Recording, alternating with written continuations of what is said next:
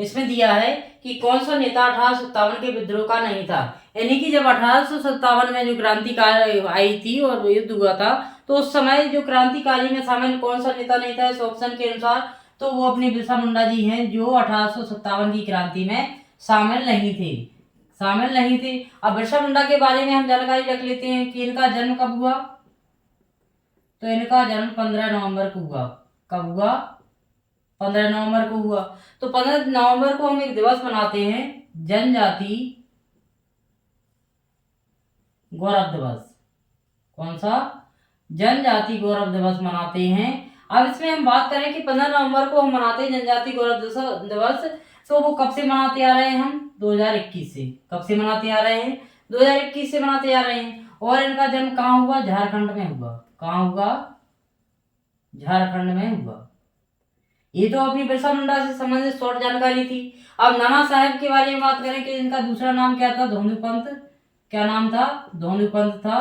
अब कुंवर सिंह ने कहां से स्टार्ट की थी? बिहार से। और बेगम हजरत महल ने कहां से की थी? लखनऊ से। कहां से? लखनऊ से की थी। इस प्रकार हमें याद रखना है कि बिरसा मुंडा 1857 की क्रांति में शामिल नहीं थे, लेकिन इनका जन्म 15 नवंबर को हुआ है। इनका जन्म 15 नवंबर को होता है। तो 15 नवंबर को हम एक मनाते हैं कि जनजातीय गौरव दिवस, जो कब से मनाते आ रहे हैं? 2021 से मनाते आ रहे हैं हम जनजातीय गौरव दिवस। झीलों के अध्ययन को क्या कहते हैं? तो झीलों के अध्ययन को कहते हैं हम निम्नोलॉजी। झीलों के अध्ययन को क्या कहते हैं? निम्नोलॉजी। क्या कहते हैं? झीलों के अध्ययन को। झीलों के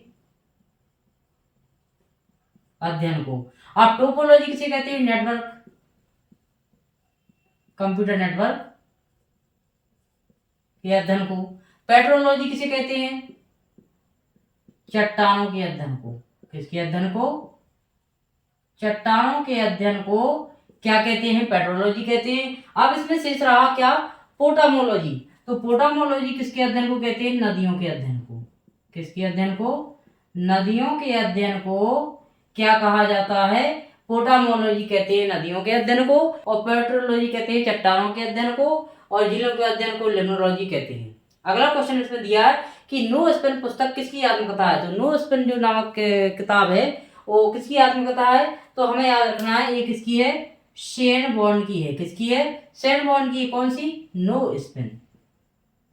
नो स्पेन नामक आत्मकथा किसकी है? शेन बॉन्ड की है। सचिन तेंदुलकर के बारे में जानकारी रख लेते हैं। इनकी आत्मकथा का नाम क्या है या पुस्तक का नाम? Playing at my way. Playing at my किसकी है? सचिन तेंदुलकर की। शाहिद अफरीदी की क्या है? Game changer. क्या है? Game changer. अब सौरभ गांगुली की क्या है? उसकी है, उनकी है a century is not enough. ये किसकी है? सौरभ गांगुली जी की है। अगला क्वेश्चन दिया है इसमें कि भारत में हिमालय की सबसे ऊंची चोटी किस राज्य में स्थित है? तो हमें याद रखना है जो हिमालय पर्वत है वो भारत और नेपाल की बॉर्डर पर है, और हमें भारत की सबसे जो ऊंची चोटी है वो कंचनजंगा है, जिसकी कितनी ऊंचाई है? 8,586 है। तो ये कहाँ स्थित है? सिक्किम राज्य में है। कहाँ है? सिक्किम राज्य में हमें देखने को मिलती है कंचनजंगा। क्या देखने को मिलती है? कंचनजंगा।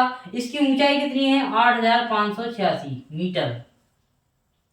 अब इसमें बात करें हम कि ये जो चोटी है कंचनजंगा, वो दुनिया की सबसे ऊंची तीसरी चोटी है। तीसरी चोटी है कौन? कंचनजंगा। इस प्रकार हम इन क्वेश्चनों को शॉर्ट रिवीजन भी कर लेते हैं कि पहला क्वेश्चन अपना था कि कौन सा नेता 1857 के विद्रोह का नहीं था। तो अपने कौन थे? बिरसा मुंडा जी थे। बिरसा मुंडा का जन्म 15 नवंबर को होता है, और इनके जन्म दिवस पर हम एक दिवस मनाते हैं जनजातीय गौरव दिवस, जो हम 2021 से मनाते आ रहे हैं। और इसमें नाना साहब जोधुमपंत इनका दूसरा नाम है। कुंवर सिंह ने बिहार जगदीशपुर से अपनी जो क्रांति स्टार्ट की थी। बेगम हजरत महल ने लखनऊ से स्टार्ट की थी।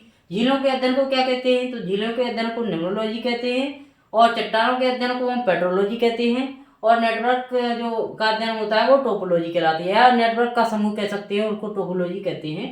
नदियों के अध्ययन को, रिवर्स स्टडी को क्या बोलते हैं? पोटामोलॉजी कहते हैं। अगला क्वेश्चन दिया था कि नो स्पेन पुस्तक किसकी आत्मकथा है? तो नो स्पेन पुस्तक है शेन बॉन्ड की है। सचिन तेंदुलकर की कौन है? प्लेइंग एट माय वे है। और शहीद अफरीदी की गेम चेंजर है। और जो हमने अभी पढ़ा है कि स्टेट बॉर्न नो स्पिन।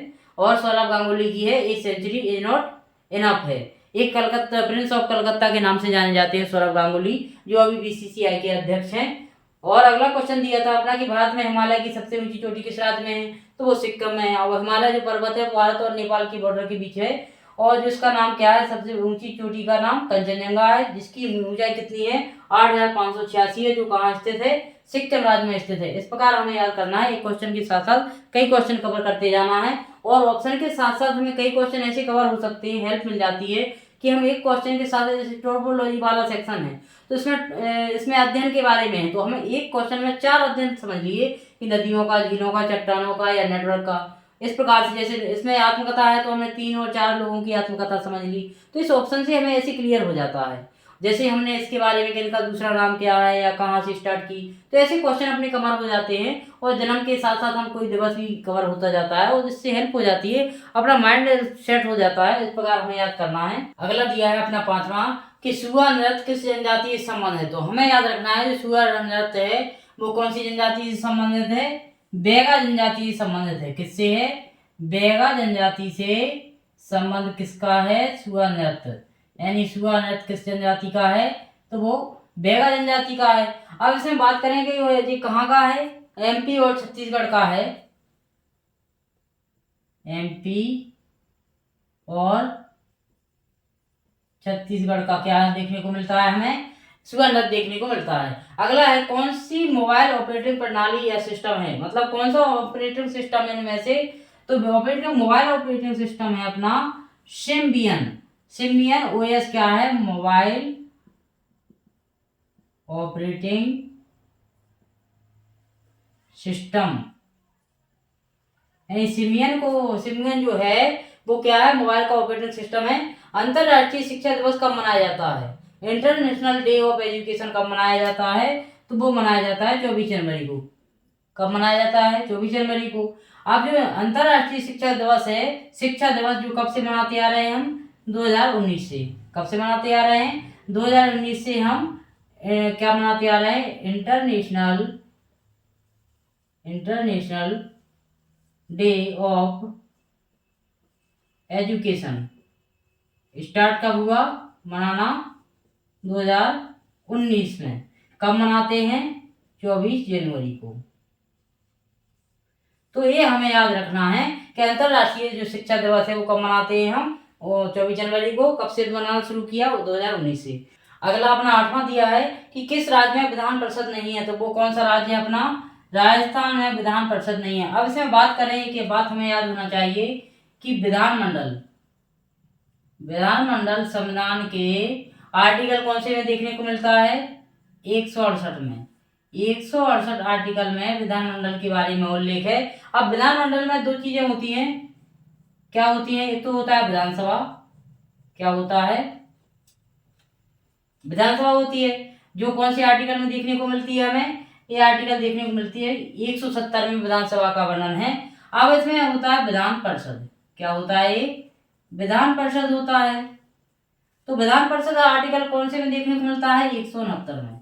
169 में हम क्या देखेंगे, विधान परिषद, 168 में विधानमंडल और 170 में विधानसभा का उल्लेख देखेंगे। इस प्रकार हमें याद रखना है। इन क्वेश्चनों को हम रिवीजन कर लेते हैं कि दिया है कि सुआ नृत्य किस जनजाति से संबंधित है, तो सुआ है बैगा से, जो एमपी और छत्तीसगढ़ में। कब मनाया जाता है, किया जाता है विवाह के अवसर पर। कब किया जाता है, विवाह के अवसर पर किया जाता है। कौन सा मोबाइल ऑपरेटिंग सिस्टम है, तो वो है Symbian OS mobile operating system है। अंतरराष्ट्रीय शिक्षा दिवस कब मनाया जाता है, तो 24 जनवरी को। हम कब से मनाते आ रहे हैं, 2019 से। इंटरनेशनल डे ऑफ एजुकेशन कब से मनाते आ रहे हैं, 2019 से। अब इसमें बात करें कि किस राज्य में विधान परिषद नहीं है, तो वो राजस्थान में नहीं है। यानी कि हम बात करें इसमें कि राजस्थान में विधान परिषद नहीं है, और विधानमंडल आर्टिकल 168 में देखने को मिलेगा संविधान में, और विधानसभा 170 में, और विधान परिषद हमें 169 में देखने को मिलेगा। इस प्रकार हमें याद रखना है। क्या है कि गंगा डॉल्फिन को कब राष्ट्रीय जलीय जीव घोषित किया गया, तो वो कब किया गया, 5 अक्टूबर 2009 को। 5 अक्टूबर 2009 को क्या घोषित किया गया, गंगा डॉल्फिन को क्या बनाया गया, राष्ट्रीय जलीय जीव। क्या बनाया गया, राष्ट्रीय जलीय जीव घोषित किया गया। कब? 2009 में किया गया। एम्पियर किसका मात्रक है? तो एम्पियर है अपना विद्युत धारा का, विद्युत धारा का एम्पियर इसका मात्रक है। अगला क्वेश्चन दिया है कि विद्युत बल्ब का फिलामेंट किस धातु का बना होता है, तो इसका आंसर आप सभी कमेंट करके बताएंगे कि विद्युत जो बल्ब रहता है उसमें जो फिलामेंट रहता है वो किस धातु का बना होता है। पिछली क्लासों में हमने पढ़ा है, तो हमें रिवीजन करना है कि गंगा डॉल्फिन को राष्ट्रीय जलीय जीव कब घोषित किया गया, तो 5 अक्टूबर 2009 को। एम्पियर किसका मात्रक है? विद्युत धारा का। विद्युत बल्ब का फिलामेंट किससे बना होता है, ये आप सभी कमेंट करके बताएंगे। यदि आपको हमारा वीडियो अच्छा लगा तो कमेंट करें और शेयर करें और चैनल को सब्सक्राइब करें। Thank you for watching. बहुत बहुत धन्यवाद।